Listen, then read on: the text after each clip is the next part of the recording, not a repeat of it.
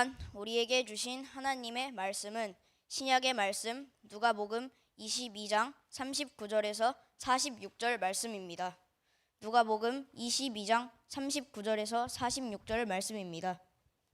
예수께서 나가사 습관을 따라 감람산에 가시매 제자들도 따라갔더니 그곳에 이르러 그들에게 이르시되 유혹에 빠지지 않게 기도하라 하시고 그들을 떠나 돌 던질 만큼 가서 무릎을 꿇고 기도하여 이르시되 아버지여 만일 아버지의 뜻이거든 이 잔을 내게서 옮기시옵소서.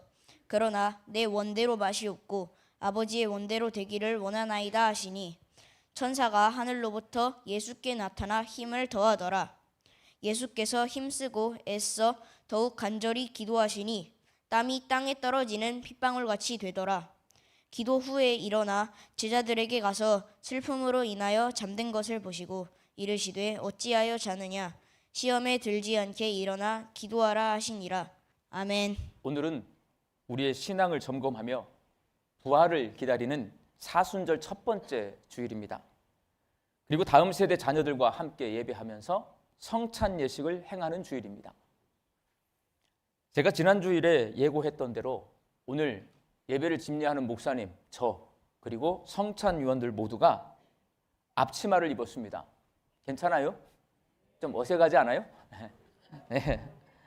이렇게 앞치마를 입은 것은 오늘 예배 성찬 예식을 통해 사람의 몸을 입고 죽기까지 낮아지셔서 우리를 구원하신 예수님을 기억하고 우리도 예수님처럼 낮은 곳을 찾아가고 나를 희생해서 남을 살리는 삶을 살기로 결단하고 실천하기 위함입니다. 그리고 이러한 신앙을 우리와 함께 이 시간에 예배하고 있는 우리 어린 자녀들에게 가르쳐 주기 위해서입니다. 다음 세대 자녀와 함께 예배 드리는 부모님들은 이번 주간에 시간을 내셔서 아이들과 함께 성찬의 의미 그리고 오늘 설교를 듣고 깨달은 성경의 가르침에 대해서 함께 이야기하며 신앙교육을 시키는 시간을 반드시 가져 주시기 바랍니다. 신앙 전승은요, 보여주기도 해야 되지만 서로 대화를 해야 돼요. 성경 속에서의 신앙 전승은 부모가 자식에게 말을 하는 겁니다. 귀에다 들려주는 거예요. 그 아이들이 부모님으로부터 들은 신앙의 이야기를 듣고 마음판에 새기고 믿음 생활을 했던 거예요. 우리 양림교회 부모님들이 우리 아이들에게 신앙 이야기를 많이 들려주셔서 가정에서 신앙 전수가 일어날 수 있게 되기를 바랍니다. 우리가 지금 성찬 예식 앞에 서 있는데요. 이 성찬 예식을 행하는 이유는 딱 한 가지입니다. 예수님이 행하라고 명령하셨기 때문에 그렇습니다. 누가복음 22장 19절 말씀 함께 읽겠습니다.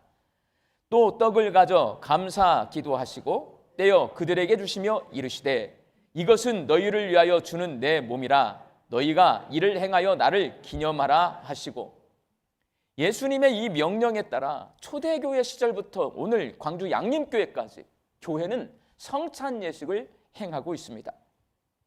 예수님께서 이렇게 성찬 예식을 행하라고 명령하신 이유는 성도들이 신앙생활을 하는 데 있어서 아주 중요한 의미가 이 성찬 예식에 있기 때문에 그렇습니다. 예수님께서 성도들을 초대해 차려주신 이 성찬은 크게 5가지의 의미를 가지고 있습니다. 먼저 성찬은 기억의 식탁입니다. 제가 지난 주일날 설교했어요. 우리는 성찬을 통해 예수님의 십자가 죽음과 부활을 기억합니다. 그리고 내가 구원받았다. 예수님을 통해 내가 구원받았다라는 사실을 기억합니다. 성찬에 참여한 우리가 예수 안에서 한 가족임을 기억합니다. 예수님이 재림하실 때 참여하게 될 거룩한 어린 양의 혼인잔치를 기억합니다. 그리고 예수님의 낮아지심과 예수님의 섬김을 기억합니다. 간단하게 모여서 우리가 어떤 의식을 행하는 것 같지만 이 속에는 그렇게 기억해야 될 것들이 있습니다. 그래서 성찬은 기억의 식탁입니다. 두 번째로 성찬은 감사의 식탁입니다. 성찬에 참여해서 예수님의 십자가 죽음과 부활을 통해 내가 구원받았구나 라는 것을 깨닫고 기억한 성도들은 감사함으로 주의 식탁에 참여하게 되어 있습니다. 구원의 은혜 앞에 감사하는 이 성찬은 감사를 회복하는 식탁이에요. 세 번째로 성찬은 친교의 식탁입니다. 예수님께서 차려주신 식탁에 앉아 둘러앉은 성도는 주 안에서 한 식구요, 한 가족입니다. 성도들은 예수님께서 차려주신 이 식탁에서 함께 식사하며 원수까지도 사랑해야 하고, 나랑 생각과 성격이 다른 성도를 용납해야 되고, 그리고 나에게 잘못한 사람이 있다면 그 사람이 나한테 만약에 사과했다, 사과를 받아들여야 되고, 그걸 용납이라고 합니다. 용서. 내가 누군가에게 잘못했어요. 성찬의 자리에서 이거 잘못한 건데 마음에 거리낌이 있다면 이 식탁은 어떤 식탁이냐? 그 사람에게 내가 잘못했다고 손을 내밀고 사과하는 식탁이 바로 이 식탁인 것입니다. 그렇게 원수까지도 사랑하고 서로 용납하고 용서하면서 주 안에서 한 가족이 되는, 그래서 친밀하게 교제하는 친교의 식탁이 바로 성찬의 식탁입니다. 네 번째로 성찬은 믿음이 성장하는 식탁입니다. 성찬에 참여한 성도는 예수님의 섬김과 낮아지심과 그리고 희생을 기억하면서 나도 예수님처럼 살겠다라고 결단하고 삶의 현장에서 예수님처럼 살면서 우리의 신앙이 성장하고 성숙합니다. 그래서 이 식탁은요, 믿음이 성장하는 성장의 식탁입니다. 마지막으로 성찬은 기다림의 식탁입니다. 성찬에 참여한 성도는 예수님의 재림과 어린 양의 혼인잔치를 기억하면서 예수님이 다시 오실 날을 기다리고, 성도가 부활할 날을 기다리고, 어린 양의 혼인잔치에 참여할 날을 기다립니다. 그래서 성찬은 기다림의 식탁입니다. 이렇게 5가지 의미를 가지고 있는데, 솔직히 이렇게 5가지 의미를 제가 말씀드리면 금방 다 잊어버리잖아요. 주보에 보시면 오늘 구역 모임 교재에 그 요약본에 이 성찬에 관한 내용이 요약되어 있습니다. 부모님들은 아이들과 함께 이 주보를 보면서 우리 교회가 왜 성찬 예식을 행하고 있고, 성찬 예식은 어떤 의미를 가지고 있고, 왜 어른들과 아이들이 함께 성찬 예식을 행하고 있는지에 대해서 함께 대화하시면서 성찬을 통해 우리 아이들에게 신앙교육을 가정에서 부모님들이 직접 시켜주시기 바랍니다. 이 자리에는 손자, 손녀를 돌보는 할아버지, 할머니들도 계시는데 부모와 동일하게 아이들에게 성찬에 대해서 묻고, 그리고 아이들과 대화하면서 이 성찬을 통해 신앙교육을 할머니, 할아버지들이 시켜주시기 바랍니다. 반복은요, 가장 효과적인 학습 방법입니다. 전도사님과 목사님에게 듣고, 교회 학교 선생님들에게 듣고, 아버지와 어머니에게 듣고, 할아버지와 할머니에게 자꾸 듣다 보면 이 성찬 예식의 의미를 우리 아이들은 금방 인지합니다. 그리고 이 성찬 예식을 행할 때 우리는 잊어버리지만 아이들은 머리가 좋잖아요. 잊어버리지 않고 이 5가지 의미가 있는 식탁이라는 것을 기억하며 삽니다. 그럼 이 아이들이요, 감사하게 되고 믿음이 성장하게 되고 친밀한 교제를 나누게 되고 예수님의 구원의 은혜를 기억하게 됩니다. 우리 할머니, 할아버지들이, 그리고 우리 부모님들에게, 우리 자녀들에게 이런 신앙교육을 반드시 시켜주시기 바랍니다. 제자들과의 마지막 식사, 이 성찬 예식 제정하신 주님께서는 감람산이라고 부르는 겟세마네 동산에 기도하러 가십니다. 성찬 예식을 제정한 후에 기도하러 가셨다, 의미가 있는 겁니다. 예수님이 이렇게 마지막 식사, 성찬 예식을 제정해놓고 기도하러 가셨어요. 복음서는 예수님이 기도하는 모습에 대해 여러 곳에 써놨는데요, 보통 딱 이렇게 간단하게 예수님이 한적한 곳에 가셔서 기도하셨다, 곳곳에 써 있습니다. 그런데 오늘 본문 말씀인 겟세마네 동산에서의 기도는 아주 독특합니다. 다른 데는 아주 간단하게 한 줄 써 있는 예수님의 기도에 대한 내용이 이 겟세마네 동산에서는 아주 자세하게 써 있어요. 첫 번째, 예수님이 어떤 모습으로 기도하시는지, 어떻게 기도하셨는지 그 모습이 기록되어 있어요. 두 번째, 예수님이 어떤 내용으로 기도하셨는지 기도 내용이 기록되어 있습니다. 예수님은 땀 흘리며 기도하셨습니다. 오늘 보면 44절 말씀 함께 읽겠습니다. 시작. 예수께서 힘쓰고 애써 더욱 간절히 기도하시니 땀이 땅에 떨어지는 핏방울 같이 되더라. 여러분, 땀 흘리며 기도해 보신 적이 있습니까? 저는 땀이 잘 안 납니다.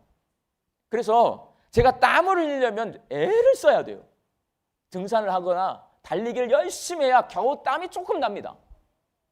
제 기억상 제가 땀 흘리면서 기도한 적이 거의 없어요, 여러분. 예수님이 땀을 흘려가며 기도하셨다는 것은 그만큼 힘쓰고 애써서 기도했다는 것입니다. 땀방울이 핏방울이 될 수 있어요, 여러분? 그럴 수 없어요, 여러분. 그런데 성경이 땀방울이 핏방울처럼 보이도록 기도하셨다. 이 말은 그만큼 간절히 기도했다라는 것을 은유적으로 표현하고 있는 거란 말이에요. 예수님이 하나님께 어떤 기도 제목을 가지고 땀을 흘릴 정도로 힘써서 그리고 땀방울이 핏방울이 될 정도로 간절히 기도하셨을까? 오늘 말씀을 가만히 읽어보면 이렇게 요약이 됩니다.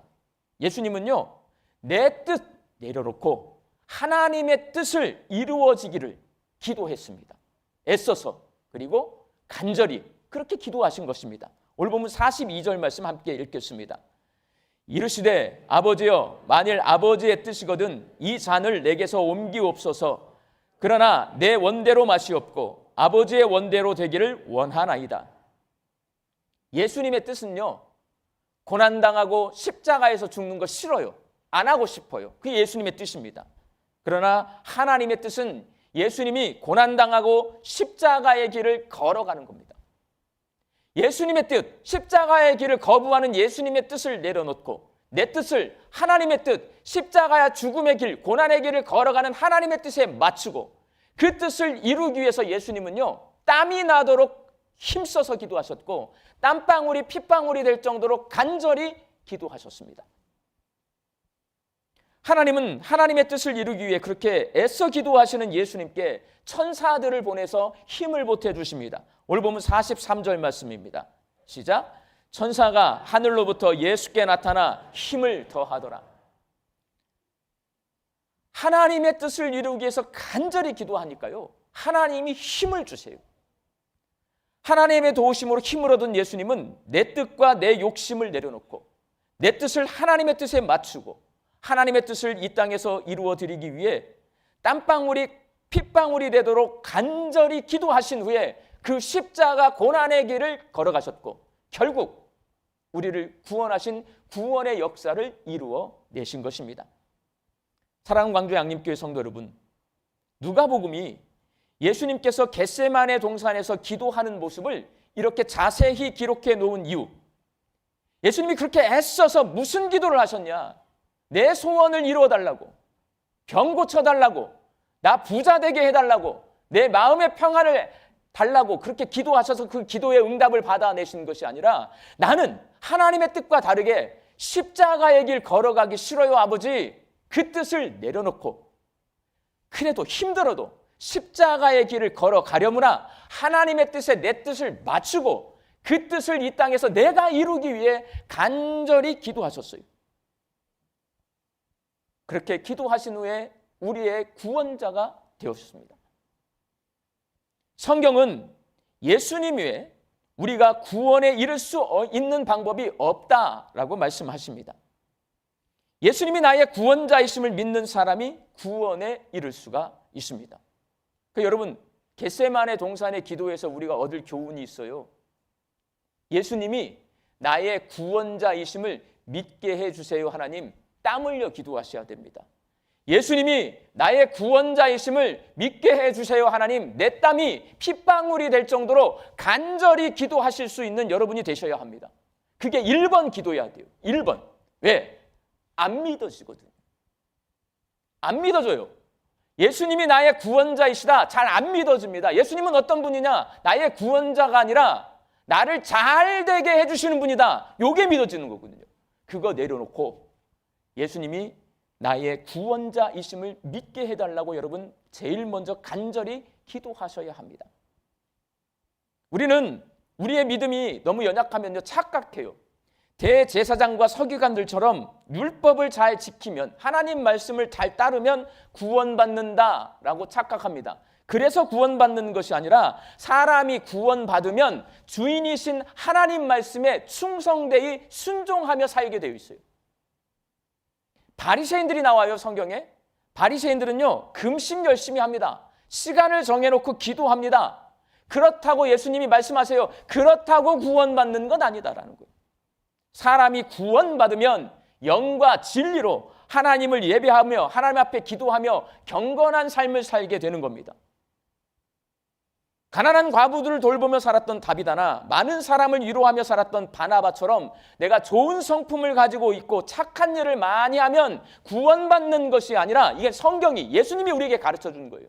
내가 착하게 살면 구원받는 것이 아니라 사람이 구원받으면 예수님처럼 성품이 좋은 사람으로 변화되게 된다, 우리에게 말씀하십니다.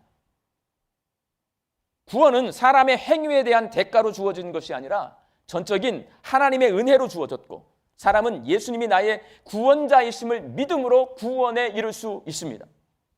많은 분들이 이게 안 믿어져요. 교회 다닌다고 이게 다 믿어지는 게 아니에요. 예수님이 나의 구원자이심을 내가 믿어지게, 내가 믿게, 그 자리에 가기까지는 여러분 땀 흘려 기도하시는 그 기도가 있어야 됩니다.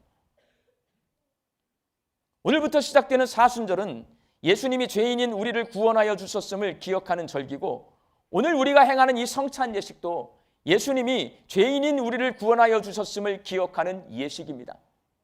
사순절기와 오늘 성찬 예식이 예수님이 우리의 구원자이심을 기억하며 믿음을 점검하는 시간이 될 수 있기를 바랍니다.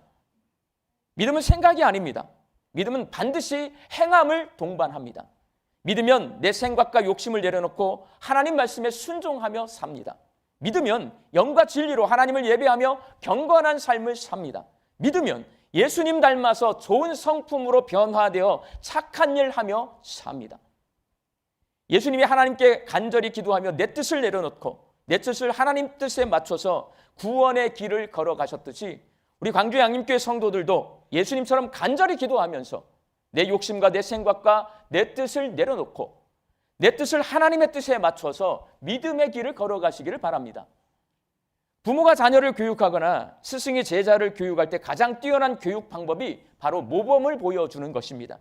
우리 광주 양림교회 모든 부모와 믿음의 선배들이 다음 세대 자녀들과 믿음의 후배들에게 믿음의 본을 보여줘서 신앙 전승이 잘 이루어질 수 있기를 바랍니다. 특별히 구역 모임에서 그리고 가정에서 성찬 예식의 의미와 우리의 구원자이신 예수님에 대해 함께 생각하며 구원의 감격을 체험하고 믿음이 회복되고 성장할 수 있기를 바랍니다. 오늘 설교가 굉장히 딱딱하죠? 딱딱하지만 이런 설교를 여러분 잘 들으시고 마음판에 새기셔야 합니다. 우리는 구원받기 위해 이 자리에 서 있는 거고요. 우리는 구원받았기 때문에 이 자리에 있는 겁니다. 예수님이 누구신지, 예수님께서 왜 이 성찬 예식을 행하게 하셨는지 우리는 기억해야 되고, 그 예수님처럼 간절히 기도하면서 구원의 은혜를 회복하셔야 됩니다. 그리고 구원받았으면 예수님처럼 하나님을 예배하며 하나님 앞에 기도하며 경건하게도 살고, 예수님처럼 내 뜻 내려놓고 내 욕심 버리고 하나님 뜻에 순종하며 살고, 예수님처럼 착한 성품을 가지고 가난하고 약한 자를 돌보며 낮은 곳에 임하여서 내가 남을 섬기며 살 수 있어야 합니다. 오늘 이 예배와 이 성찬 예식이 우리의 삶이 다시 한번 예수님을 닮은 구원의 삶으로 회복될 수 있게 되기를 예수님의 이름으로 축원합니다. 기도하겠습니다. 성찬과 말씀을 통해 예수님이 하나님의 아들이시고 그리스도이심을 기억하고 받아들이고 믿습니다. 겟세마네 동산에서 예수님처럼 저희들도 간절히 기도하며 우리의 욕심 내려놓고 내 뜻을 하나님의 뜻에 맞추게 하여 주시고 내 삶의 주인이신 예수님 말씀에 순종하며 살게 하여 주옵소서. 예수님의 이름으로 기도하옵나이다. 아멘.